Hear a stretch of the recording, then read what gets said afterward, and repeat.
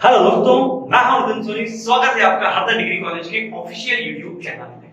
आज के वीडियो में हम आर्टिकल सीरीज को आगे बढ़ाएंगे, जिसकी 2 वीडियो में लेके आ चुका हूं। आई होप आपने देखे भी होंगे और समझ में भी आए होंगे, और जिन लोगों ने नहीं देखे वो डिस्क्रिप्शन बॉक्स में जाएं, लिंक देखें और उनको पूरा देखें। तो शुरुआत करते हैं आज की वीडियो की, आज के सुविचार के साथ। सुविचार में देखेंगे कि कार्यों को टालने की आदत आपके अमूल्य समय को चुराती है। ये आसान कार्यों को मुश्किल और मुश्किल कार्यों को नामुमकिन बना देती है। तो कार्यों को टालने की आदत ना रखें, मतलब पेंडेंसी ना रखें। जो करना है अभी कर लें। तो मुद्दे पे आते हैं। सबसे पहले हमने यहाँ पर पढ़ा हुआ है आर्टिकल, हम पढ़ रहे हैं आर्टिकल सीरीज के अंतर्गत हम काम कर रहे हैं। आर्टिकल की डेफिनेशन हम देख चुके हैं, क्या होते हैं। आर्टिकल के टाइप्स हम देख चुके हैं, और अब हम बात कर रहे हैं आर्टिकल की पोजीशन को लेकर। पोजीशन ऑफ आर्टिकल्स की बात हम यहाँ पर कर रहे हैं, ठीक है। तो पोजीशन ऑफ आर्टिकल्स में हमने देखा था कि बिफोर अ नाउन, अगर कोई नाउन है तो नाउन के पहले लगाएंगे। जैसे कि मैंने कहा शी हैज अ बॉल, कि उसके पास एक गेंद है, तो ball was a noun, that's why we use a before it, ठीक है। बिफोर एन एडजेक्टिव भी हम देख चुके हैं कि बिफोर एन एडजेक्टिव मतलब ऐसी कंडीशन में प्लस नाउन, मतलब एक एडजेक्टिव आए उसके बाद नाउन भी आए, तो एडजेक्टिव के पीछे लगाएंगे। जैसे कि मैंने कहा he has a good sense of humour. अब देखिए यहाँ पर एडजेक्टिव के पहले लगाया मैंने, सेंस ऑफ ह्यूमर नाउन के पहले नहीं लगाया है, तो ये बात आपको ध्यान में रखनी पड़ेगी। ये मैं आपको रिवाइज कर रहा हूं। देन हमने देखा था कि यदि सेंटेंस में एडवर्ब भी आए, तो एडवर्ब एडजेक्टिव और नाउन वाली कंडीशन में एडवर्ब के पहले यानी कि यहां आर्टिकल आएगा। जैसे कि मैंने कहा Hema is a very good player, कि हेमा एक बहुत अच्छी खिलाड़ी है। इस सेंटेंस में देखिए आ लगा हुआ है वेरी एडवर्ब के पहले, गुड एडजेक्टिव के पहले, ठीक है। तो यहां तक हम पढ़ चुके थे। आज हम अगला रूल देखते हैं। अगले रूल में कहते हैं कि before, rather, just, such, what, etc. मतलब ये what और how वाली कंडीशन तो मैं कह सकता हूं कि एक्सक्लेमेटरी सेंटेंसेस में, जैसे कि सुना होगा ना what shot, what a shot, तो यहां मैंने आश्चर्य व्यक्त किया है। मैंने कहा सच अ नाइस गर्ल। अब यहां देखिए सच के बाद या मैंने कहा यहां पर डायरेक्ट बोल देता हूं क्योंकि एडजेक्टिव वाली कंडीशन अगली बता दूंगा मैं। तो सच अ गर्ल है ना, रादर अ बॉय, इस प्रकार से। जैसे कि मैंने कहा व्हाट अ मैच, क्या मैच है, इस प्रकार से। तो इस प्रकार इनके बाद जब नाउन आएगी तो उस नाउन के पहले आपको एडजेक्टिव लगा देना है। ये एक रूल हो गया। अगले रूल में हम देखते हैं कि यदि इनके बाद कोई एडजेक्टिव आ जाए तो उस एडजेक्टिव के पहले नाउन लगानी पड़ेगी। जैसे कि मैंने कहा व्हाट अ नाइस शॉट, ये देखिए नाउन था शॉट, उसके पहले एडजेक्टिव आया तो आर्टिकल मैंने यहां पर लगा दिया। ये बात आपको ध्यान रखना है। जैसे कि मैंने कहा सच अ वंडरफुल बॉय, तो यहां इस एडजेक्टिव के पहले मैंने ए लगाकर। तो आई होप आपको पोजीशन ऑफ जो है आर्टिकल्स की चीजें समझ में आ रही होगी। अगला रूल बड़ा जोरदार है, बड़ा मजेदार नियम है, बड़े ध्यान से देखिएगा। यहां पर हम देख रहे हैं कि भैया अब हम बात करते हैं कि बोथ, डबल और ऑल के बाद। अब यहां पर जैसे कि मैंने कहा कि all the boys are mad, नहीं सभी लड़के मैड है ऐसा लिखा है नहीं, आप सीधे से लिखना है, आई एम जोकिंग है, ठीक है। अब यहां पर मैंने बोला, मैंने कहा both the girls were right, कि दोनों लड़कियां सही थी।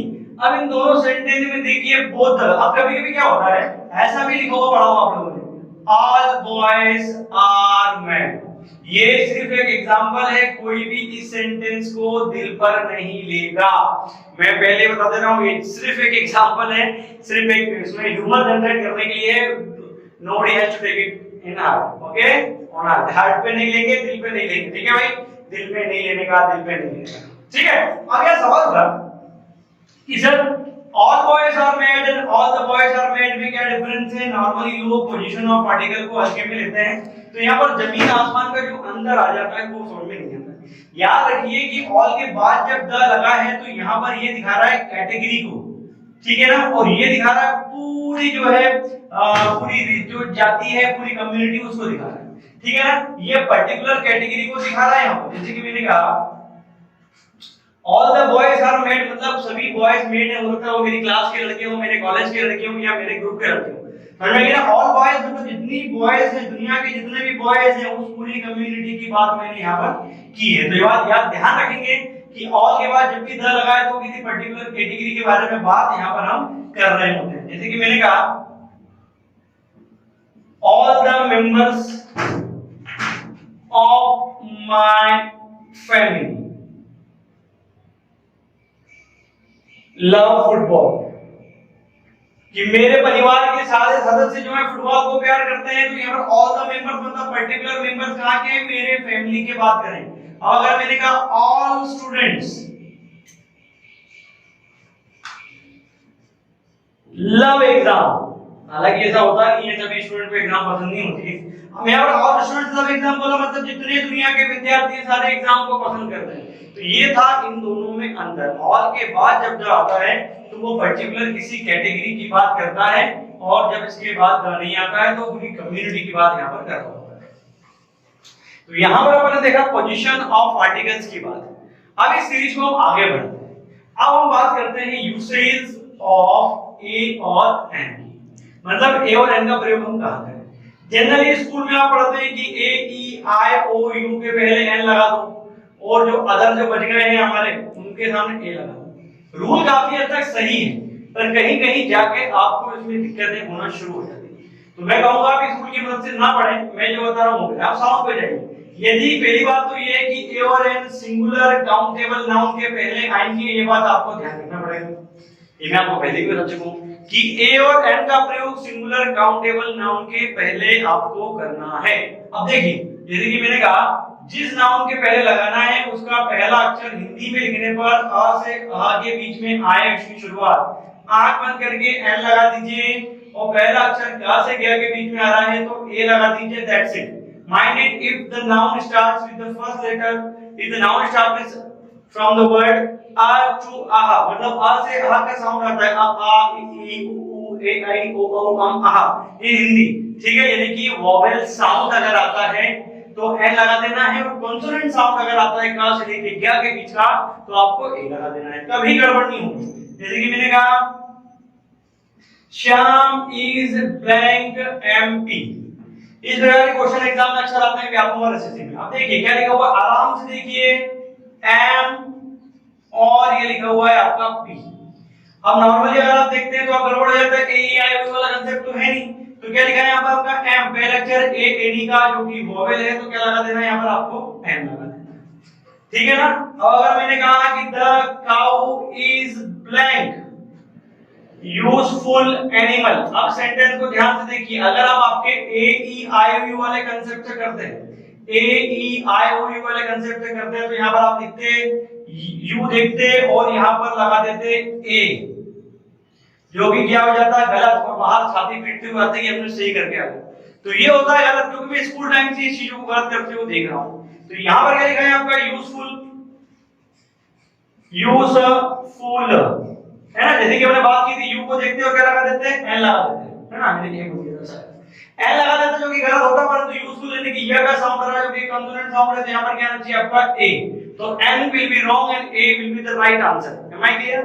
और अब ये बात समझ आ गई, फिर से देख लेते हैं एक बार कि यदि नाउन का पहला अक्षर हिंदी में पढ़ने पर अ से अह के बीच में आता है तो वहां एन लगाना है, का से ज्ञा के बीच में आएगा तो ए लगा देना है। बस हिंदी फोनेटिक्स पे ध्यान हमको देना है।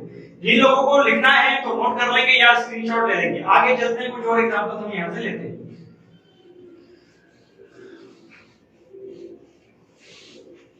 ठीक है, जैसे कि मैंने कहा राहुल हैज ब्लैंक कार, ठीक है ना।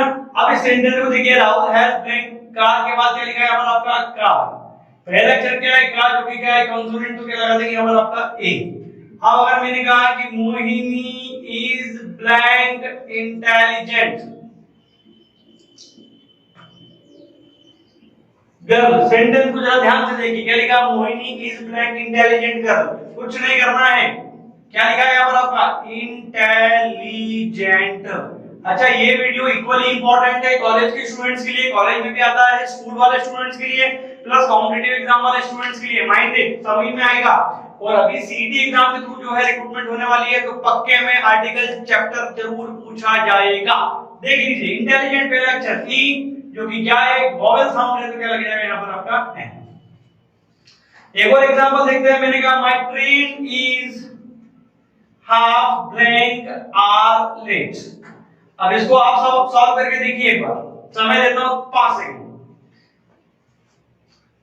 देख लीजिए, कर लीजिए, समझ लीजिए, क्या लिखा? My train is half blank hour late. क्या लिखा है इसका? आर। कई लोग इसको आवर पढ़ते हैं, आवर नहीं है, क्या है? आर। अब यहां देखेंगे कि एच साइलेंट है, क्या है? एच साइलेंट है, क्या लिखा है? ये आर, क्योंकि जो है वॉवेल साउंड दे रहा है, तो क्या जाएगा यहाँ पर आपका एन।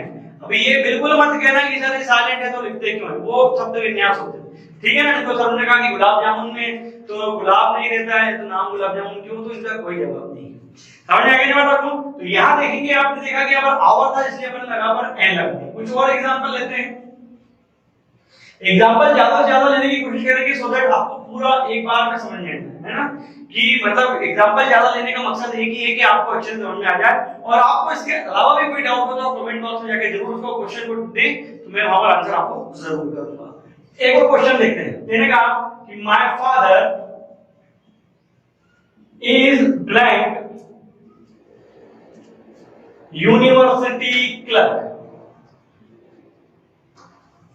ठीक है, सेंटेंस को जरा ध्यान से देखिए, क्या लिखा है यहाँ पर आपका? आप ध्यान से देखेंगे, क्या लिखा है आपका? यूनिवर्सिटी। अब आप अगर मेरे रूल के अकॉर्डिंग आएंगे तो यहाँ आया है तो आप यहाँ ए लगा देंगे, बट अगर पहले वाले रूल के अकॉर्डिंग जाते हैं ए ई आई ओ यू में, अगर आप जो है लगाने जाते हैं तो यहाँ पर एन लगा देते हैं, क्योंकि वो रूल आपने स्कूल में पढ़ा होता है। काफी हद तक सही है, पर कई जगह जो एक्सेप्शनल केसेस है वो गलत होता है, तो यहाँ पर आपका वो गलत हो जाता है, यहाँ पर एन लगाते हैं और एग्जामिनर इसको कट कर देता है। तो माय डियर स्टूडेंट, बड़े ध्यान से पढ़ेंगे, आपको सिर्फ फिलर के बाद वाली नाउन को पढ़ना। एक और एग्जांपल देखते हैं। मैंने कहा mister Kamal is blank honest man. Sentence को जरा ध्यान से देखिए, क्या लिखा है? Mister Kamal is blank honest man. अब यहाँ फिलर के बाद देखिए, क्या लिखा है आपका? ऑनेस्ट। क्या लिखा हुआ है यहाँ पर आपका? ऑनेस्ट, यानी कि पहला अक्षर क्या है आपका? अ। क्या है पहला अक्षर आपका? अ। अगर साउंड आ रहा है तो क्या लगा देंगे यहाँ पर आपका एन। इस प्रकार से आप कितने भी चाहे क्वेश्चन बना सकते हैं। कुछ और क्वेश्चन देख लेते हैं कि मैंने कहा my brother is blank M L A. ये एक और सेंटेंस लिया मैंने, क्या लिखा है यहाँ पर आपका? एम एल, और यहाँ पर क्या लिखा है? ए। पहला अक्षर ए एडी का, जो कि क्या है? वॉवेल है, तो यहाँ भी क्या लग जाएगा आपका? एन। ठीक है, और आगे चलते हैं, कुछ और क्वेश्चंस को देखेंगे हम। उम्मीद करता हूं चीजें आपको समझ में आ रही है। अगर समझ में आ रही है तो एक बार जो है कमेंट बॉक्स में जाके हम जरूर दिखा दें, सो दैट मेरा मोराल बूस्ट हो जाए, मुझे लगे कि आप मेरी चीजें आप तक वाकई में पहुंच रही है। एक और क्वेश्चन देखते हैं कि I bought blank ink pot for Mansi. ठीक है, ये सेंटेंस देखिए, कुछ करने की जरूरत नहीं है। खालिस्तान के बाद देखिए, फिलर के बाद देखिए, क्या लिखा आपका? Ink pot. पहला अक्षर ई इमली का, तो क्या लगा देंगे? आंख बंद करके यहाँ पर एन लगा देंगे। ठीक है ना, इतना ही ध्यान रखना। जैसे कि मैंने कहा Ravi gave me blank umbrella. ये सारे क्वेश्चन कहीं ना कहीं एग्जाम में पूछे गए, माय डियर स्टूडेंट, ध्यान में रखिएगा। अम्ब्रेला देखिए, अगर हम लिखते हैं तो कैसे लिखेंगे? अम्ब्रेला। पहला अक्षर क्या है? आ, तो आ है वॉवेल, तो क्या लग जाएगा यहाँ पर आपका? एन लग जाएगा। समझ में आ रही बात आपको? तो ये ध्यान में रखना है आपको कि फिलर के बाद का जो है नाउन आपको देखनी है। एक और देखिए, मैंने कहा कि the Narmada is blank holy river. अब नर्मदा के पहले द क्यों लगाया? वो मैं द में आपको पढ़ाऊंगा, है ना, बड़ी नदियों के आगे द लगाते हैं, वो हम द में देखेंगे। अब यहाँ देखिए, क्या लिखा है आपका? हॉली। पहला अक्षर क्या है? हा, और यहाँ पर लिखा है ली, ला में बड़ी की मात्रा ली पे लेक्चर है हाँ, तो हाथ बंद करके क्या लगा दोगे ए।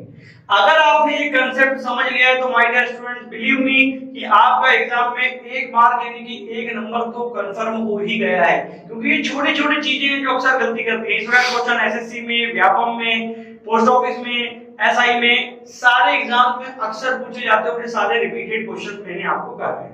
तो आज के वीडियो में हमने देखा कि ए और एन का प्रयोग कहां करते हैं। एक बार फिर से रिवाइज करा दूं कि वे नाउन जिनका पहला अक्षर हिंदी में पढ़ने पर आ से आ आता है वहां पर हमको एन लगाना है, और क से ज्ञ अगर के बीच में पहला अक्षर हिंदी में लिखने पर आता है तो वहां पर हमको ए लगाना है।